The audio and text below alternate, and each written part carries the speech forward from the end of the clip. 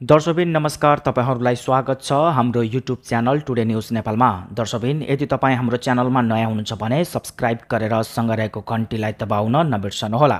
Gen Z आन्दोलनपछि विकसित नयाँ राजनीतिक कोषका बीच मुलुकलाई निकास दिन राज संस्था पुनर्स्थापना गर्नुपर्ने भन्दै एक समूह सक्रिय भएको छ। राज संस्था पक्षधरहरू राजा फर्काउन भन्दै अन्तिम लडाई लड्नुपर्ने भन्दै जुट्न थालेका छन्। अब समय आइसकेको निष्कर्ष सहित राजा ज्ञानेन्द्र शाह पनि गोप्य तरिकामा जुटेको बताइन्छ। जेनजी आन्दोलनपछि गठन भएको अन्तरिम सरकार 1.5 महिना बितिसक्दा पनि न तोकेको समयमा चुनाव हुने निश्चित छ, न त सरकार र राजनीतिक दलहरू बीच नै समन्वयन हुन सकेको छ। यही मौका प्रयोग गर्दै फेरि देशमा राज संस्था पुनर्स्थापनाको आवाज उठ्न थालेको हो। मुलुकमा अस्थिरताको कालो बादल मडारिरहेको बेलामा 20 वर्ष अगाडि नारायणहिटी दरबार छाडेका राजाले सक्रियता बढाएका छन्। मेडिकल व्यवसायी दुर्गा प्रसाई राज संस्था पुनर्स्थापनाको अभियान चलाइरहेका प्रसाईले राजा फर्काउन अन्तिम लडाई लड्ने घोषणा समेत गरिसकेका छन्। आन्दोलनबारे सुरक्षा निकायसँग वार्ता गरेका दुर्गा प्रसाई सरकारसँग पनि संवाद गर्ने तयारीमा छन्। उनले आफ्ना समर्थकहरूलाई आन्दोलनका लागि तयारी अवस्थामा रहन आह्वान समेत गरिसकेका छन्।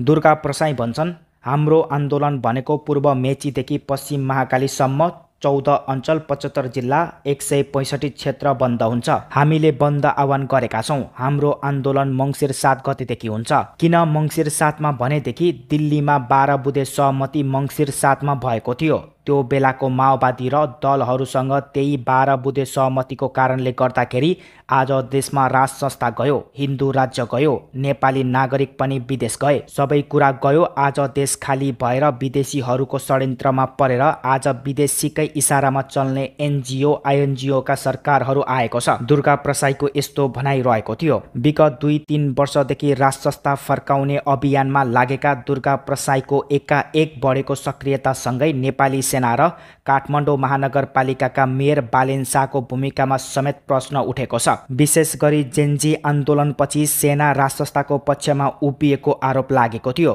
गत भदौ 24 गते दुर्गा प्रसाईले जङ्गी अड्डामा पाएको प्राथमिकताको घटनाले यो शङ्कालाई थप बल पुर्याएको थियो। वार्ताका लागि जङ्गी अड्डा पुगेका जेनजी अभियन्ताहरूलाई प्रधान सेनापति अशोक राज सिग्देलले प्रसाईलाई आन्दोलनको स्टक होल्डर हो भनेपछि उनीहरू वार्ता नगरी फर्किएका थिए। एकातर्फ सरकारी संरचनामा आगलागी हुँदा पनि सेना रमिते बनेको आरोप लागेको थियो। अर्कातर्फ भने सेनाले राजालाई तयार रहन भनेको, तर राजाले यस्तो अवस्थामा नारायणहिटी नफर्कने सन्देश पठाएकाले व्यवस्था जोगिएको टिप्पणी समेत भइरहेको छ। यद्यपि चौतर्फी आलोचनापछि नेपाली सेनाले आफूमाथि लागेको सबै आरोपको खण्डन गरेको थियो। यता मेयर बालेन शाहको भूमिकातिर पनि राजनीतिक दलहरूले प्रश्न उठाइरहेका छन्। जेनजी आन्दोलनपछि प्रधानमन्त्री बन्न अस्वीकार गरेका मेयर बालेन शाहले सरकारले फागुन 21 गते चुनाव मिति तोकिसक्दा पनि नयाँ पार्टी खोल्ने कुनै सङ्केत देखाएका छैनन्। दल नखोल्नुले उनको लोकतान्त्रिक चरित्रप्रति प्रश्न उठेको र उनी यो व्यवस्था विरोधी रहेको ठूला दलका नेताहरूले आरोप लगाउँदै आएका छन्। जेनजी आन्दोलनका एक प्रमुख पात्र मानिएका बालेनले पार्टी नखोल्नु र राजनैतिक दलहरू सत्ता हस्तान्तरणको किचलोमा फस्नुले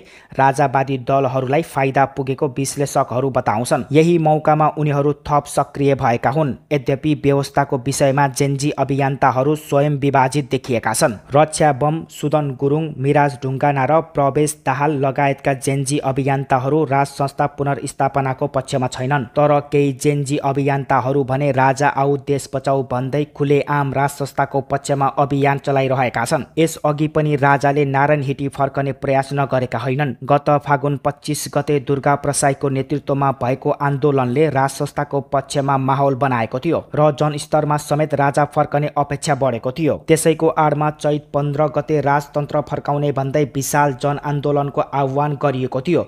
तर चैत 15 गते 3 कुनेमा राजावादीहरूको प्रदर्शन हिंसात्मक बनेपछि ज्ञानेन्द्र शाहको त्यो प्रयास असफल भएको राजनीतिक दलको दाबी रहेको छ। जेनजी आन्दोलनपछि राजनीतिक दलहरू कमजोर बनेको मौकामा राजावादीहरू पुनः राज संस्था फर्काउने निर्णयमा पुगेका हुन्। यसैबीच नेपाल भू राजनैतिक सङ्कटमा फसेको बेला बाहिरी शक्तिहरूको भूमिकालाई लिएर पनि आशंका बढेको छ। विशेष गरी नेपालको राजनीतिमा प्रभाव पार्दै आएको छिमेकी देश भारत हिन्दू राज्यको पक्षमा रहेका भएकाले उसले राज संस्था फर्काउन भूमिका खेल्न सक्ने आशंका बढेको छ। तर केही राजनीतिक विश्लेषक राज संस्था फर्कन असम्भव रहेको बताउँछन्। उनीहरूका अनुसार भदौ 24 गते यदि राजाले चाहेको भए त्यो सम्भव थियो, तर अब यो अवसर गुमेको छ। लोकतन्त्र स्थापनामा निर्णायक भूमिका खेलेका नेपाली काङ्ग्रेस, एमाले र माओवादी लगायतका प्रमुख राजनीतिक दलहरू भने कुनै पनि हालमा राज संस्था फर्कन नदिने अडानमा छन्। तर जनताले चाहेमा राज संस्था नफर्कने भने चाहिँ हुँदैन।